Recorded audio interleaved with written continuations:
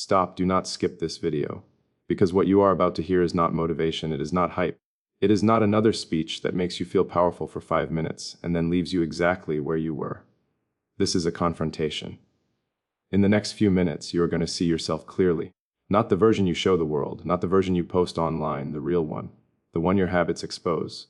The one your silent thoughts reveal at 2 a.m. when nobody is watching. Most people will click away. Not because they are busy, but because they are uncomfortable. Growth is uncomfortable. Truth is uncomfortable. And this video is going to remove every excuse you have been protecting. If you stay until the end, something will shift. You will not just feel inspired. You will feel challenged. You will feel exposed. And if you are strong enough to handle that feeling, you will unlock a version of yourself that has been waiting behind distraction, behind fear, behind comfort. This is not entertainment. This is a mirror. And once you see what I am about to show you, you will not be able to unsee it. So the real question is simple. Are you here to be entertained, or are you here to transform? Because if you are ready to transform, do not move. Do not minimize this. Do not let your attention drift. Stay with me. What happens next might be the moment you stop living on autopilot and start building deliberately. And that decision begins right now. Let's go deeper into something most people misunderstand. Obsession. People hear that word and they think it is unhealthy. They imagine imbalance, instability, extremism. But what if obsession is simply sustained alignment? What if it is the natural state of a mind that has found something worthy of its full capacity? Think about this carefully. Your brain does not stop working, ever. Even when you are resting, even when you are scrolling, even when you are pretending not to care, your mind is processing, simulating, predicting. It is constantly building models of the world. The question is not whether you are obsessed. The question is what you are obsessed with. Because everyone is obsessed with something. Some people are obsessed with what others think of them. Some are obsessed with comfort. Some are obsessed with avoiding failure. Some are obsessed with entertainment.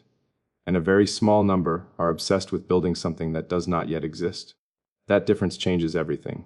When I say obsession is power, I am not talking about emotional chaos. I am talking about cognitive dominance. I am talking about training your mind to return, again and again, to the same mission until it becomes the default setting of your existence. Look at your own life as data. When you wake up, what is the first thought that enters your mind without force?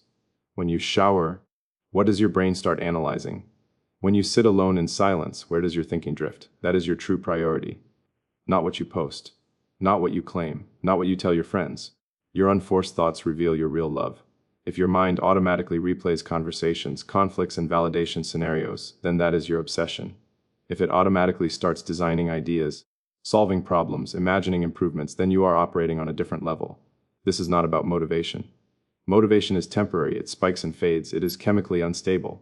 Obsession, it on the other hand, is structural. It reorganizes your mental architecture. When you genuinely care about something at an extreme level, your brain begins filtering the world differently. You notice patterns others ignore. You see inefficiencies others accept. You connect dots that seem unrelated to everyone else. That is not magic. That is attention density. Whatever you think about repeatedly becomes neurologically prioritized.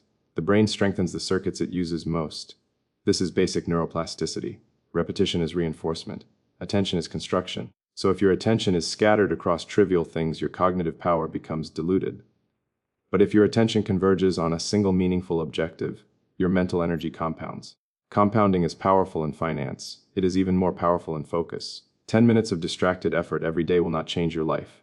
But years of sustained, concentrated thought around one vision can alter industries, cultures, even history.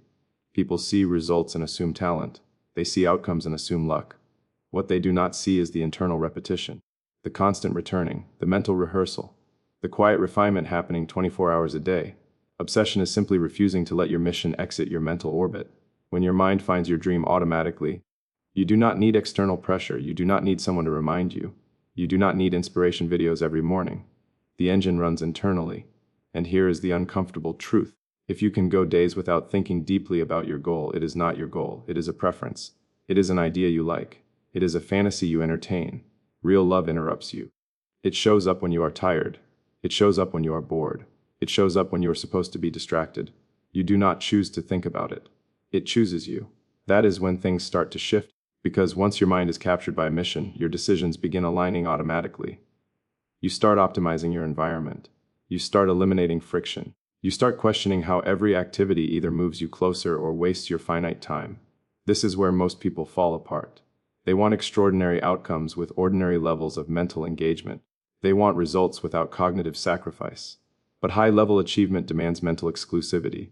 You cannot casually think your way into greatness. You must deliberately concentrate your way there.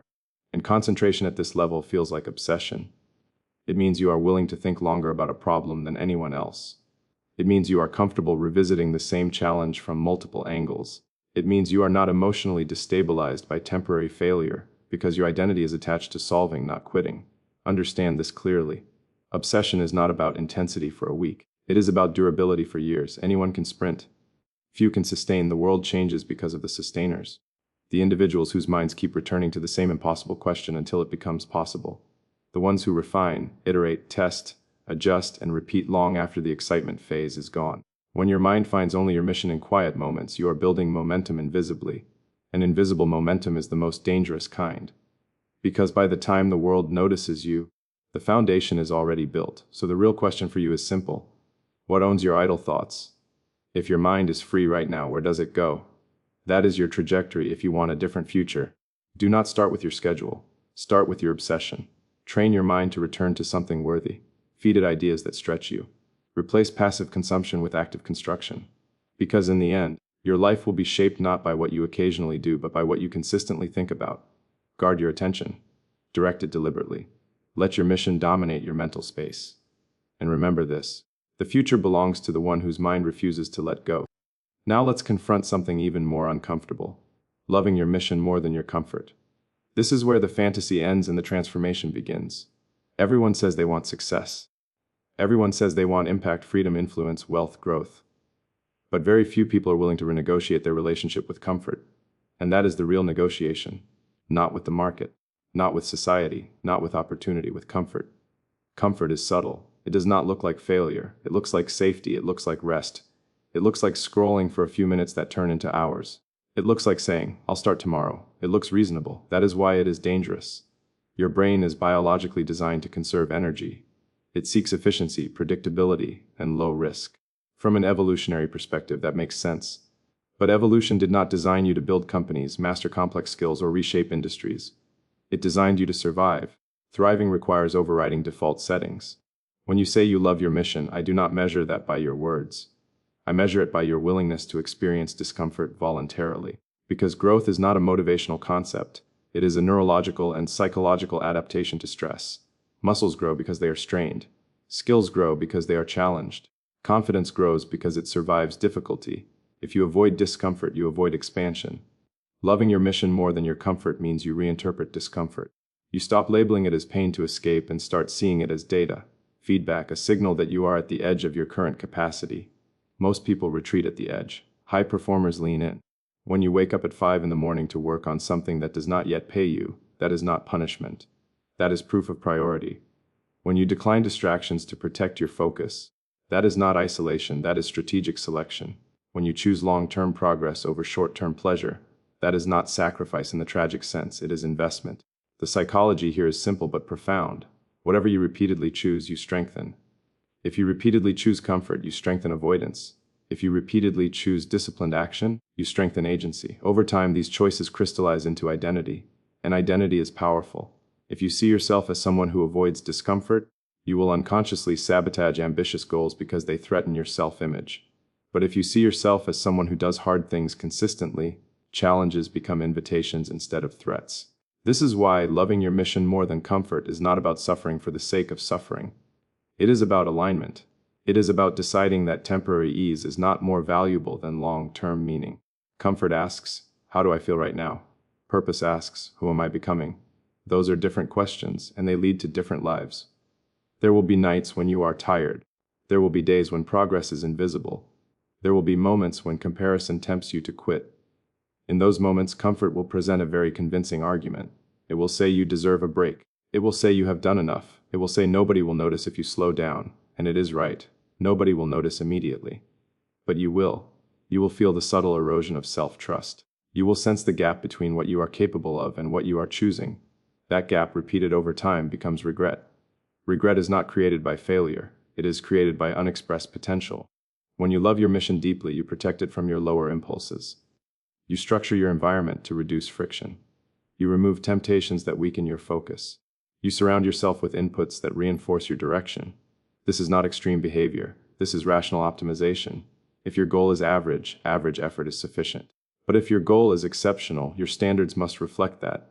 You cannot demand extraordinary outcomes while negotiating with every minor discomfort. Understand this clearly. Discomfort is not the enemy of progress. It is the entry fee. And the fee is paid daily. There is a moment each day when you choose between the easy action and the necessary action. The easy action gives immediate relief. The necessary action builds future capacity. Loving your mission more than comfort means you consistently choose the necessary action, even when no one is watching. This creates internal strength, not the loud, performative kind, the quiet kind, the kind that does not require validation, the kind that allows you to continue when applause is absent. Over time, something interesting happens. What once felt uncomfortable becomes normal. Early mornings stop feeling extreme. Deep work stops feeling forced. Discipline stops feeling restrictive. It becomes your baseline. You recalibrate. That is the hidden reward. You do not eliminate discomfort. You outgrow your previous limits. And here is the paradox. When you truly commit to your mission, you experience a deeper form of satisfaction than comfort could ever provide. There is a unique fulfillment in knowing you are honoring your potential. There is clarity in disciplined action. There is confidence in consistency. Comfort feels good temporarily. Progress feels meaningful permanently. So ask yourself honestly, do you love the idea of success, or do you love the process required to achieve it? Because the process is uncomfortable. It is repetitive. It is demanding. It tests your patience and your belief. But if your mission matters enough, if the discomfort becomes secondary, it becomes part of the narrative you are building. It becomes the proof that you are serious. At some point, you must decide which feeling you want to live with: the temporary discomfort of growth or the long-term discomfort of regret. You cannot avoid both, so choose deliberately. Choose to love something bigger than your current comfort. Choose to let discipline shape your days. Choose to respect your future self more than your present impulses. Because in the end, the life you build will reflect what you were willing to endure for it. And if your mission truly matters to you, comfort should never be the deciding factor. Now we arrive at the most important shift of all: identity. Because obsession without identity burns out. Discipline without identity feels forced. But when your identity aligns with your mission, everything changes. Most people try to achieve success as an external target. They treat it like a trophy, something outside of them, something they chase, pursue, and hopefully capture one day. But that model is flawed. It creates constant tension between who you are and what you want. If you see yourself as average but you want extraordinary results, there is internal conflict. If you see yourself as someone who procrastinates but you want elite performance, there is psychological resistance. And resistance drains energy. The real transformation happens when you stop asking, "How do I get success?" and start asking, "Who must I become?" That question shifts everything. Identity is not what you say in public. It is the story you repeat privately. It is the label you assign yourself when no one is listening. It is the standard you believe you deserve. If deep down you believe you are not capable of building something significant, your behavior will subtly confirm that belief. You will hesitate at critical moments. You will underprepare. You will self-sabotage. Not because you lack intelligence, but because your identity is misaligned with your ambition. Your brain always seeks consistency between belief and action. So if you upgrade your goals without upgrading your identity, the system rejects the change. This is why temporary motivation fails. It tries to change behavior without changing self-concept. It says, work harder. But your identity says, I am not that type of person. And eventually, identity wins. When you say, my mind finds only you, it cannot just be about thinking constantly. It must evolve into becoming someone for whom that focus is natural. Someone who does not negotiate with mediocrity because it no longer matches their self-image.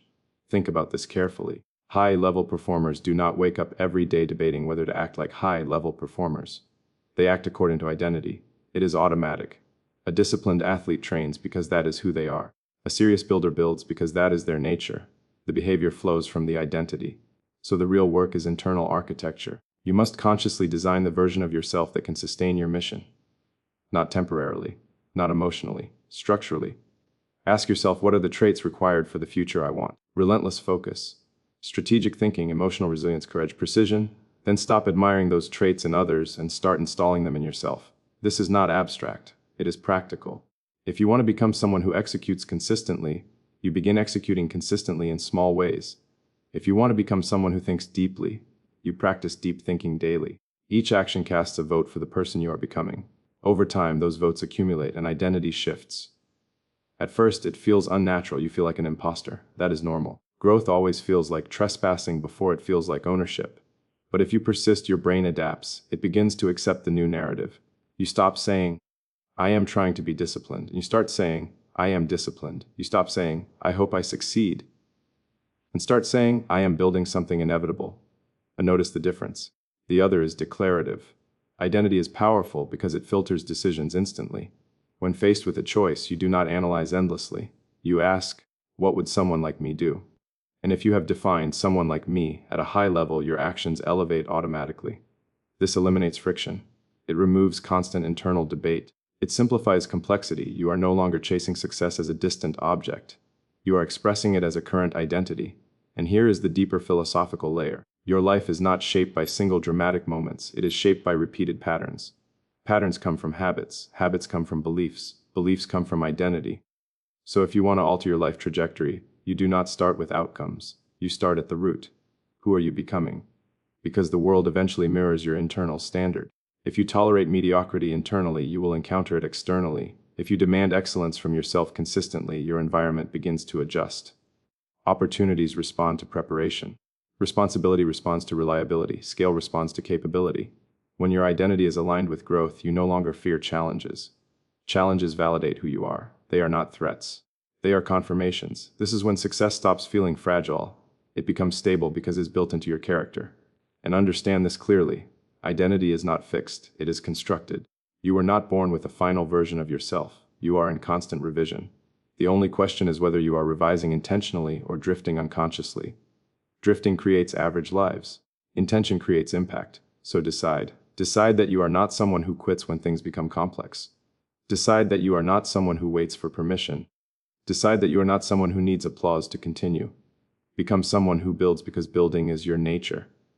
Someone who learns because growth is your default. Someone who persists because stopping feels inconsistent with who you are. When identity locks in, motivation becomes irrelevant. Discipline becomes natural. Obsession becomes structured. Comfort loses its authority. You do not chase success, you embody it. And once you embody it, the external world has no choice but to respond over time. So here is the final question. If someone observed your actions for the next 30 days, what identity would they assign to you? Do not answer with intention. Answer with evidence. Then close the gap. Because the moment you decide who you are and act accordingly without negotiation, your future stops being uncertain. It becomes engineered. And engineered futures do not depend on hope. They depend on design. Design yourself deliberately.